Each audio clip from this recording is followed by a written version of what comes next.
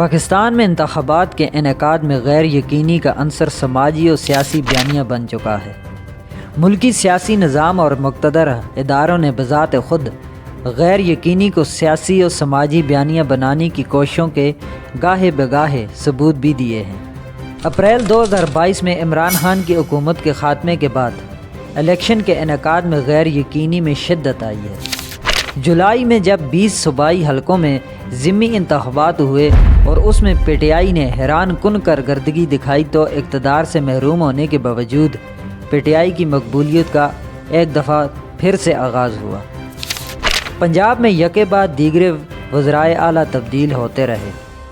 پھر 14 جنوری 2023 کو پنجاب اسمبلی تحلیل ہوئی اور نگراں سیٹ اپ تشکیل پایا۔ 14 مئی 2023 کو پنجاب میں صوبائی انتخابات ہونا تھے جو نہ ہوئے۔ بعد ازاں قومی اسمبلی مدت سے قبل تحلیل کر دی گئی تاکہ انتخابات کے لیے 90 دن کا وقفہ لیا جائے، مگر الیکشن کمیشن نے 90 روز کے اندر الیکشن کروانے سے معذرت کر لی۔ اس طرح الیکشن کے انعقاد میں جب آئینی مدت کی پاسداری نہ ہو سکی تو الیکشن میں تاخیر کے غیر یقینی یقین میں بدلتی چلی گئی۔ یہی وجہ ہے کہ اس وقت ملک بھر میں مقامی سطح پر الیکشن کے حوالے سے سرگرمیاں مفقود ہیں۔ حالانکہ الیکشن کے انعقاد کی تاریخ میں 2 ماہ اور چند دن ہی رہ گئے ہیں۔ 8 فروری کی تاریخ ہونے کے بعد بھی یہ افواہیں آخر کیوں ہیں؟ سپریم کورٹ میں چیف جسٹس قاضی فائز عیسیٰ کی سربراہی میں 90 روز میں عام انتخابات کے انعقاد سے متعلق کیس کی سماعت ہوئی تھی، جس میں سپریم کورٹ نے الیکشن کمیشن کو صدر مملکت سے مشاورت کا حکم دیا تھا۔ یوں الیکشن کمیشن اور ایوان صدر نے متفقہ طور پر 8 فروری کی تاریخ کا تعین کیا، اور بعد میں جب 90 روز کے اندر انتخابات کے کیس کو نمٹایا گیا تو چیف جسٹس قاضی فائز عیسیٰ نے انتباہ کیا کہ اگر الیکشن کے انعقاد کے حوالے سے شکوک و شبہات پیدا کیے گئے تو ایسا کرنے والے آئین کی خلاف ورزی کے مرتکب ہوں گے، مگر اس انتباہ یا الیکشن کمیشن کی تاریخ اور الیکشن کمیشن کی انتخابی تیاریوں کے باوجود تاخیر کی افواہیں جنم لے چکی ہیں، اور یہ بہت معنی خیز بھی ہیں۔ الیکشن کمیشن نے گزشتہ روز میڈیا کی سطح پر پیدا ہونے والی الیکشن میں تاخیر کی خبروں کو بے بنیاد قرار دیا۔ ترجمان الیکشن کمیشن کے مطابق الیکشن کمیشن مذکورہ افواہوں کو پرزور تردید کرتا ہے۔ اب سوال یہ ہے کہ الیکشن کمیشن کی جانب سے الیکشن میں تاخیر کی خبروں پر موقف کے بعد یہ افواہیں دم توڑ جائیں گی؟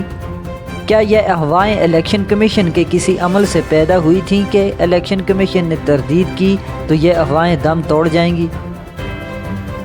افواہوں نے جنم کیسے لیا اور الیکشن کمیشن کے موقف کے بعد الیکشن کے انعقاد میں وضاحت ہوگی؟ اس حوالے سے سیاسی تجزیہ کار سلمان غنی نے اہم نقطہ بیان کیا۔ وہ کہتے ہیں کہ افواہیں اس لیے پیدا ہوئیں کہ الیکشن کی تاریخ کے باوجود سیاسی جماعتوں نے نچلی سطح پر کسی طرح کی سرگرمیوں کا آغاز اس طریقے سے نہیں کیا جیسا ماضی میں دیکھنے کو ملتا تھا۔ جیسے ہی الیکشن کی تاریخ سامنے آئی تھی تو سیاسی جماعتوں کی ذمہ داری تھی کہ وہ الیکشن کا ماحول تیار کر دیں۔ چونکہ ایسا نہ ہو سکا، یوں اس طرح کی افواہیں پیدا ہوئیں۔ تاہم الیکشن کمیشن کے سابق اور وفاقی سیکریٹری کنور دلشاد کہتے ہیں کہ الیکشن کمیشن نے انتخابات کے انعقاد کے لیے اپنا لائحہ عمل تیار کر لیا ہے اور 15 دسمبر سے پہلے انتخابی شیڈول جاری کر دیا جائے گا۔ تو پھر آخر کون ہے جو کہ الیکشن میں تاخیر چاہتا ہے، اور اس تاخیر سے اسے کیا فائدہ ہو سکتا ہے، اور اگر تاخیر نہیں ہوتی تو اسے کیا نقصان ہو سکتا ہے؟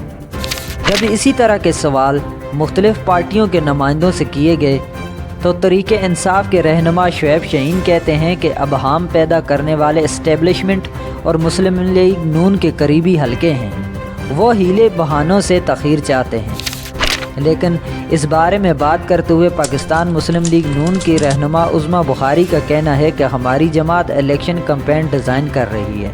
الیکشن کے لیے مرکزی پارلیمانی بورڈ تشکیل دے دیا گیا ہے، اور یہ سب کچھ اس لیے ہو رہا ہے کہ الیکشن التوا کا شکار نہ ہو۔ کچھ ایسی خیالات کا اظہار پاکستان پیپلز پارٹی کے رہنما تاج حیدر نے بھی کیا۔ تو پھر یہ ساری جماعتیں اگر الیکشن کرانے پر راضی ہیں تو پھر آخر کون ہے کہ جو اس الیکشن میں تاخیر چاہتا ہے اور الیکشن ہونے نہیں دے رہا؟ دوستو کمنٹس باکس میں اپنی قیمتی رائے کا اظہار ضرور کیجیے گا۔ ملتے ہیں اپنی اگلی ویڈیو میں، تب تک کے لیے اللہ حافظ۔